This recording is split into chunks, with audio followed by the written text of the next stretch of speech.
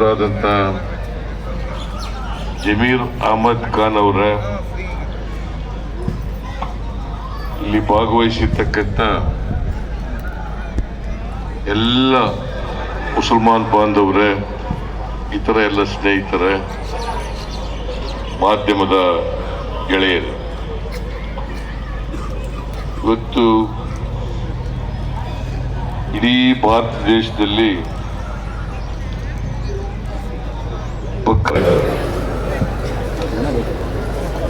ನೀವೆಲ್ಲರೂ ಕೂಡ ಭಕ್ತಿಯಿಂದ ಪ್ರಾರ್ಥನೆಯಲ್ಲಿ ಭಾಗವಹಿಸಿ ಮನುಕುಲಕ್ಕೆ ಒಳ್ಳೆಯದಾಗಲಿ ಅಂತೇಳಿ ಪ್ರಾರ್ಥನೆಯನ್ನು ಮಾಡಿದ್ದೇನೆ. ನಾನು ಈ ಸಂದರ್ಭದಲ್ಲಿ ಎಲ್ಲ ಮುಸಲ್ಮಾನ್ ಬಾಂಧವರಿಗೆ ಹಾಗೂ ಇತರರಿಗೆ ಬಕ್ರೀದ್ ಹಬ್ಬದ ಶುಭಾಶಯಗಳನ್ನು ಕೋರಲಿಕ್ಕೆ ಬಯಸ್ತಾ ಇದ್ದೇನೆ.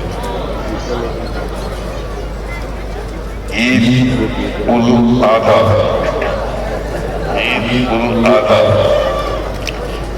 ಇದನ್ನ ನೀವೆಲ್ಲರಿಗೂ ಕೂಡ ತಿಳಿಸಿ, ನೀವೆಲ್ಲರೂ ಕೂಡ ಪ್ರಾರ್ಥನೆ ಮಾಡಿದ್ದೀರಿ, ಸಾಮೂಹಿಕ ಪ್ರಾರ್ಥನೆ ಮಾಡಿದ್ದೀರಿ. ನಾನು ಕೂಡ ಪ್ರಾರ್ಥನೆಯಲ್ಲಿ ಭಾಗವಹಿಸಿದ್ದೇನೆ. ಬಹಳ ಮುಖ್ಯವಾಗಿ ಒಂದು ಸಮಾಜದಲ್ಲಿ ನಾವೆಲ್ಲರೂ ಅಣ್ಣ ತಮ್ಮಂದಿರಂತೆ ಬಾಳಬೇಕು ಅಷ್ಟೇ, ಪರಸ್ಪರ ಪ್ರೀತಿ ವಿಶ್ವಾಸದಿಂದ. ಯಾಕಂದ್ರೆ ಈ ದೇಶ ಬಹುತ್ವದ ದೇಶ, ಎಲ್ಲ ಧರ್ಮದವರಿದ್ದಾರೆ, ಎಲ್ಲ ಜಾತಿಯವರಿದ್ದಾರೆ, ಎಲ್ಲ ಭಾಷೆಯವರಿದ್ದಾರೆ, ಎಲ್ಲ ಪ್ರಾಂತ್ಯದವರಿದ್ದಾರೆ.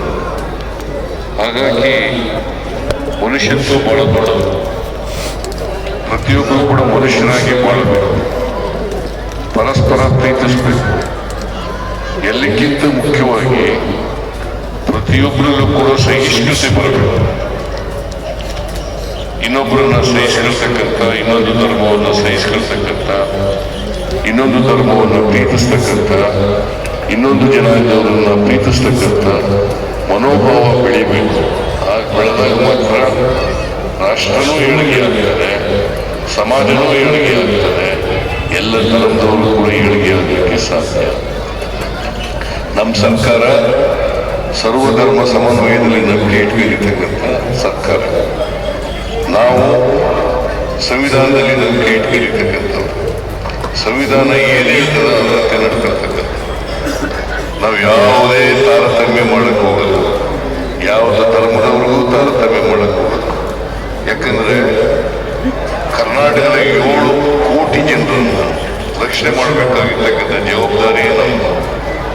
ಅದರಿಂದ ಎಲ್ಲ ಜನರನ್ನು ಕೂಡ, ಹಿಂದೂಗಳಿರ್ಬೋದು, ಮುಸಲ್ಮಾನರಿರ್ಬೋದು, ಕ್ರಿಶ್ಚಿಯನ್ರಿರ್ಬೋದು, ಬೌದ್ಧರಿರ್ಬೋದು, ಸಿಖ್ರಿರ್ಬೋದು, ಯಾರ್ಯಾರು ಕರ್ನಾಟಕದಲ್ಲಿದ್ದಾರೆ ಎಲ್ಲ 7 ಕೋಟಿ ಜನರನ್ನು ಕೂಡ ರಕ್ಷಣೆ ಮಾಡತಕ್ಕಂಥ ಜವಾಬ್ದಾರಿ ಸರ್ಕಾರ. ಆ ಕೆಲಸವನ್ನ ಯಾವುದೇ ತಾರತಮ್ಯ ಇಲ್ದೇನೆ ಎಲ್ರಿಗೂ ರಕ್ಷಣೆ ಕೊಡ್ತಕ್ಕಂಥ ಕೆಲಸವನ್ನು ಮಾಡ್ತೇವೆ ಅಂತಕ್ಕಂಥ ಮಾತುಗಳನ್ನು ಹೇಳಿ, ಅಲ್ಪಸಂಖ್ಯಾತರು ಕೂಡ ಯಾವುದೇ ಕಾರಣಕ್ಕೆ ಆತಂಕ ಭಯ ಪಡಬೇಕಾದಂಥ ಅಗತ್ಯ ಇಲ್ಲ.